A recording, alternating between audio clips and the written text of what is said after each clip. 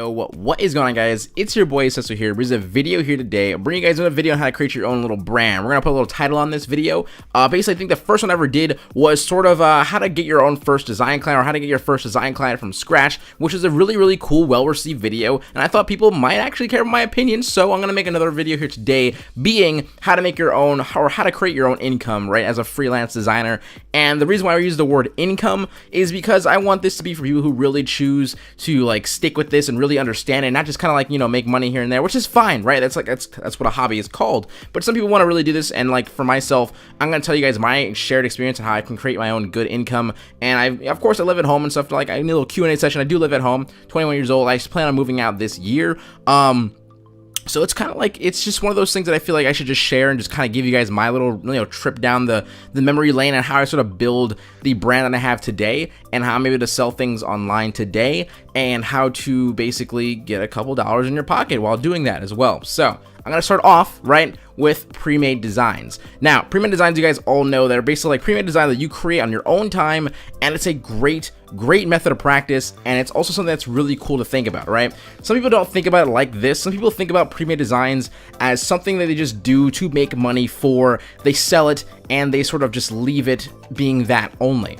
But the way that I look at pre-made designs personally is progression. I feel like it's a very cool way to show your audience that you might already have, or that you're trying to build yourself, your sort of fan base, the word progression, right? You want to see progression. They can see progress. They can see sort of like a reason as to why you charge things. I would call it, not the word reason, but I'd probably call it the word proof of like concept of like why you price the money you do. I think that's a way to put it. So personally, I do have a sort of like little November to January 8th of 2018, basically like the most recent mascot that I've done, and also the one of the first ones I've ever done as well. So personally, I think you can see a very big difference in change of quality. You can see it in change of quality of line work, color, and the reason why I did this, and I wanted to show you guys really quickly, and also kind of give you more of a further example, is because, for one, of course, I know some people might not know the culture of like logo design, or even know the premise of, you know, what a mascot really is. So they might not really be able to see how we see it, like a difference between, you know, from November 20th to January 8th. They might not really see what the reasoning or what the differences are, but someone who's a little more trained, and they might understand it, and that's kind of like why I put this in here. So if you guys want a really quick example for those individuals, if you look at the November 20th one, you can see my line work and my colors are very bland. They're just very simple yellow, white, and black, and as well as the line work itself, meaning the black lines that you guys see are not really detailed, and they're not really sort of, you know, exaggerated, or don't have any kind of character or style to them. And then you can slowly see the transition between April 21st. You can see more of a I would call it just like negative space being used, but as well as I also realized that my perspectives were really kind of off in a way as well. And then you kind of get to the September 26th one, where you can get a little more bit of line work going in, right? You can see I kind of like use like the negative space in the eyes, and you sort of like get a little more, you know, fluid with the colors, and like using shades, and just using just different kind of colors, right? But you get a lot of difference when you look at the December 4th one, which I've done a lot of mascots in between September and December, and I just showed you guys this one because it was my favorite ones of that time. And you can see just like the use of this really nice blue color, the line work actually it's just not black, right? It's like has a blue tint to it, and everything just really kind of has a uniform fit to it. Now personally, I think the facial structures could have been done a little bit better. However, that was that, right? And then the one that I've done most currently would be the January 8th one, where it's a nice little cool tiger, and I think it's really awesome. Also, the thing I want to point out as well, as all my pre-mades have sold besides one of them. So what I'm going to tell you guys is it really does matter when you kind of show you have a storyline when it comes to your pre-mades. That's why I say if you're going to start, and like also one thing as well is, how do you say it? It's like I said, it's a great method of practice. You can be done on your own time. I know a lot of people kind of stress out on sort of like client works, where you have to get a date, and like you start getting frustrated with the client, or, you know, I wouldn't recommend that, by the way, but it happens, right? You get frustrated and you're just like, oh, I just don't want to work on this anymore, and your work ethic and your work quality, is not the best. And what happens is your client will see it, and then they'll ask for a refund, or they'll ask for like a revision, and you're just done with the client. You're just like, you know, whatever, and then you just sort of refund the money, and that's all that time wasted. That happens. It's happened to me, and I personally say that, and I just know that the client is always right to an extent. understand that. Don't put yourself through hell because you just want the money for it. Sometimes you just have to understand, like, hey man, I really can't get this concept, or can we work on something different? Do not be afraid to ask that. Now, one other question you might ask yourself is, how do you sell the pre-made design, and how do you really ask yourself, hey, what do I price this as? And I would personally tell you is sort of like, be reasonable but not desperate, right? Now this might be a little weird to you, and I might have a little bit of, not, I wouldn't call it hate, but a little bit of disagreement. This is a very flexible conversation, right? How you price your work. I personally believe you should charge an hourly rate. Now, it's not just about how much time you spend on it. I know that personally. I had a conversation with a friend named Aaron, and he pointed that out very clearly to me, and I already kind of knew, but I didn't want to like just, you know, kind of say, yeah, you know, but I kind of want to just sell it right there and then. That's something that's kind of struggling, right? I promise you that there's a price out there for everyone for the quality of work that you do, and I'm going to tell you that because that's a damn truth. I mean, there's like 7 billion people on the planet, right? But let's just think about that, right? Anyway, regardless, is how do you sell it? I personally do it by how I personally, like, how much time I personally spent on the actual concept itself. So for me, I spend about maybe like 3 to 4 hours, maybe at most 5 hours on my pre-made mascots, and that's kind of like an all-togetherness, right? In document, probably 2 to 3 hours. So for me, I say like $20 an hour is a pretty okay rate for just some practice. Now, you got to remember to yourself that this, I would call pre-made designs, I do personally call them practice. I don't call them, you know, like a finalization, because there's some things that I know for sure that I could fix, but I'm just like, I'm so frustrated with it, and it's on my own time, and kind of doing it in one session is just kind of fun for me. It's therapeutic for me, and I come out with a really cool concept that's just good enough for people to purchase it and to enjoy it and make brands out of it. So with that being said, I kind of would suggest you to maybe do it hourly, but also the experience, right? For my first mascot that I ever did, right, that November 20th one, I charged around, I think it was $30 for that, and I think I sold it at $25, telling people like, hey, I lowered the price down, it's now $25, and someone bought it for $25 and not $30.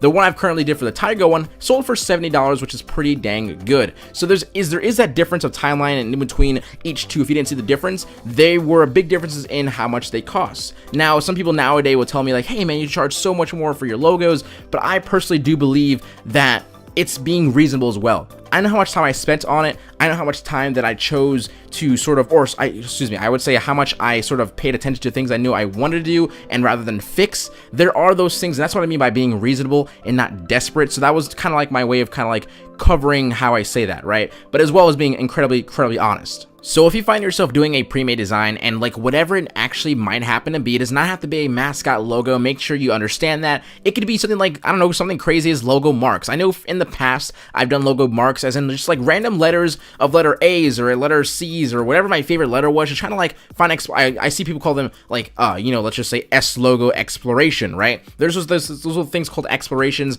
and then some people might really like your little random logo mark, and they might say, hey, how much do you want to charge for it? You know, those are things that do happen to people, but they don't really call themselves probably like, you know, pre-made designers or something like that, right? They just sort of like make something, tweet it out, and then if someone happens to say, you know, otherwise, like, hey, can I purchase it? They can purchase it, right? But if you put the words, you know, hey, pre-made design on this, or up for sale, DM me if you're interested, or email me if you're interested, that might actually bring the interest of people buying it. They might actually look at it through their timeline and say, oh my god, this is super cool, I wish I can have it, because you don't even have like that little bit of information that might be actually purchasable. And that's just something that someone from the outside perspective saying to themselves, hey, they're so interested in your design, they ask for someone, or they ask themselves if they can purchase it from you. That's something that's really cool about like sort of like designs overall, is it catches people's experience, and they might actually really fall in love with it. So please for the love of God, if you want to be a pre-made designer or sell your designs, maybe just put that little interest in there so people just know that is available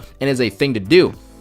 But that's not the entire point. What I'm going to say to yourself, right, if you're going to find yourself doing a pre-made design, whatever it may be, we're going to go with this again, even if it's like a banner design, I don't know, like anything that you might find, like wallpapers, who the heck knows, right? Whatever you want to sell and that you've done for practice. Let's say you spend 2 hours on it, right?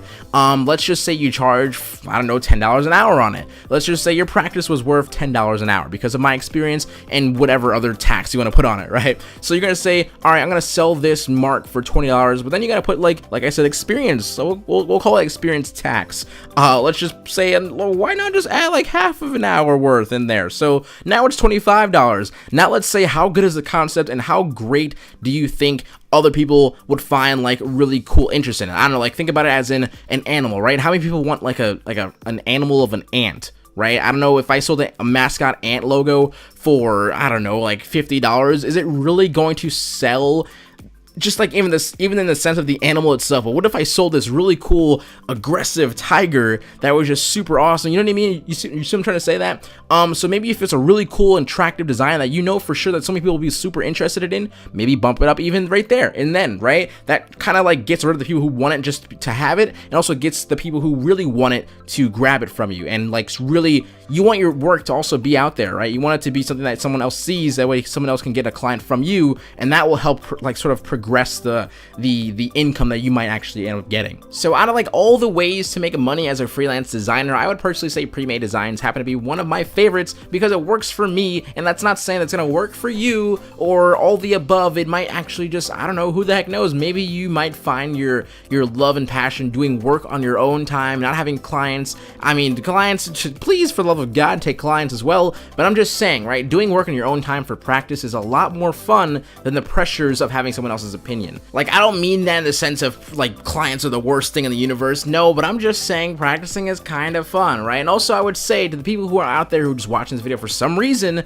that are trying to figure out why designers might price their work so quote unquote expensive, is because you're paying for their experience. Experience is expensive. There's that thing, right? There is that level of, you know, how much time someone might have spent on something, how much detail that whatever you might be looking at price wise, you might not understand because your eye is not even the word of trained, but it's not actually just, you're just not seeing it. It might actually be the word trained. Your eye is not trained to see why things might be priced the way they are, because any designer who saw my premium designs from November 20th, 2016 probably wouldn't say that, hey, it's the same quality of work that you're doing now. So if premium design is probably something you want to find yourself doing, it's something that you probably find interesting, give it a shot. You might not know that premium designs is probably like your future. Who knows? I'm pretty sure there's someone out there who makes a gosh darn living having fun, enjoying what they want to do for practice, you know, sort of making their skills super fine-tuned, just making themselves better out there, who's making a lot of money doing so. So who knows? Maybe that could be you. Now, if something like pre-made designs is not for you, that is okay. If you want to keep your practices safe and just like sacred, and you want all your people to find like the finalist images of the world, the polished designs, there's no harm in that whatsoever. I'm not going to say it's not going to be the best or the worst way of building your brand. I'm just saying showing a little progression here and there is probably a little fun to do for your fans to sort of build a storyline with you, but I'm sure they'll see your progression through your final images as well. So if pre-made designs is not something that you're, I guess, not capable of doing, but something you're not interested in doing, that is okay, because there's way more ways to do so, and there's one other way personally that I like to choose to do it as well. And that way would actually be using a digital store, even your own website. If you might find yourself saying like, my website's super dull, I want more than a portfolio, maybe make a store and sell your own design assets. Now, what I mean by design assets are sort of things that you probably find yourself using very consistently. You might have created yourself, that you might have just like really said to yourself, like, this is what makes my design what it is. It might be a cool stock that you might use for lighting. It might be this really cool, weird, quirky, fun, colorful, abstract mess of whatever goodness, but you make it look so good and the final result is so well received through your fans and whatnot, you might find yourself being able to sell that kind of stuff. Now, with that being said, is you should be very honest in what you sell. You should definitely not ever Google any images or anything like that. And this video, by the way, is not trying to call anyone out, but do not sell things that are not yours. Those stocks that you find on Google are not actually yours. Even if they say, hey, it's a free stock, they don't mean, hey, it's free for you to go ahead and sell. You know what I mean? Just be sure you're not one of those people who do that. I'm sure that wave is out there, or not like any no longer in practice. How do I say that? Is no longer in practice, right? No one does it anymore. But if you find yourself doing this really cool thing that people really like, try to share with other individuals, right? You might just kind of make a little package. For me, that might have been my brush stock. My brush stock was something I love to use brushes in my like final images and my tutorials and stuff like that. People really like that kind of stuff, and so pretty much I said, hey, let's just kind of create a cool pack out of it. So I called it the brush pack, the stock brush pack. Some of you might have it, some of you might know of it, whatever the case may be. It's a really cool pack that I only sold for $5, and it was a very fair price for me, and it's fair price for everyone else as well out there, because it's over 600 plus purchases, and it's also just something that's really honest and really fun to use. And I would honestly tell you guys to be sure when you're going to sell something, make sure it's yours, of course, but even add a little bit of extra fling to it, right? For me, my brush pack has a little perk to it. So if you do purchase the pack itself, I'm not trying to sell it, by the way, I'm trying to give you ideas, but I'm still kind of selling it in a way. You're probably like, oh crap, this is pretty cool. This is why, right? Because I have a perk to it. So the perk for me was, hey, when I actually, whenever you purchase this, I know for me, personally, I think updates are something that should be free, right? And why do I say that? It's just, I'm not talking about video games, stuff like that, but video games, like, they have updates that are pretty much for free, and they have DLC that you can purposely buy because it's completely different, right? So I'm gonna think of that in the same way of doing, like, I don't know, brush stocks. For me, I know brushes themselves are trendy in a way. Some lighting brushes might be really cool then,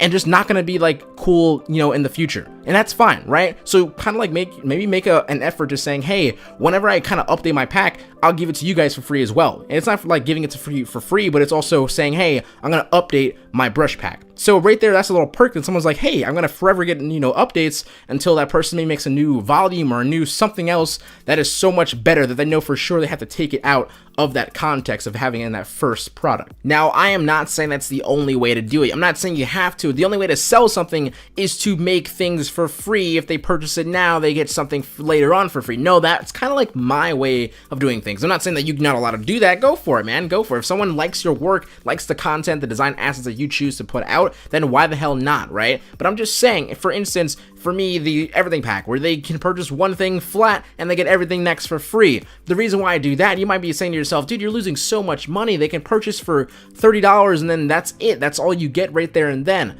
But for one, be honest with yourself. Is all the things that you're putting out right now, right, going to be the same exact value of next year? Let's use the pre-made examples that I said before, where I said I did that one mascot way long ago for $25, and now I'm charging $70. That's going to be the same exact thing about your store. Later on, we're going to take it down, right? You're going to probably take it down, but who the heck knows? Somebody might be at that level right there and then and can see the progression. So for me, the way I look at the everything pack is sort of like a really big, just a bunch of experience is what I look at the everything pack as. That's how other people look at it as well. And I'm not trying to sell it as well again, but I'm just trying to show you my construction of a product. Now, I feel like you should really, truly, if you're going to want to sell something, put some effort into figuring out what kind of perk or what kind of something you can make it that you're just not selling just the asset itself, even though that might be good enough. But what's going to push your sales and push the flow and the hype and just keep the hype up? What is that going to be? I have no clue for you, but you probably have an idea. You're just like, holy crap, Cecil, you're just giving me a brilliant idea. And then guess what? Guess who's gonna get some money out of it? And it's not just making money, it's just also helping people as well, right? My products are solely to help people as well. Like I just said, it's a big bundle of experience.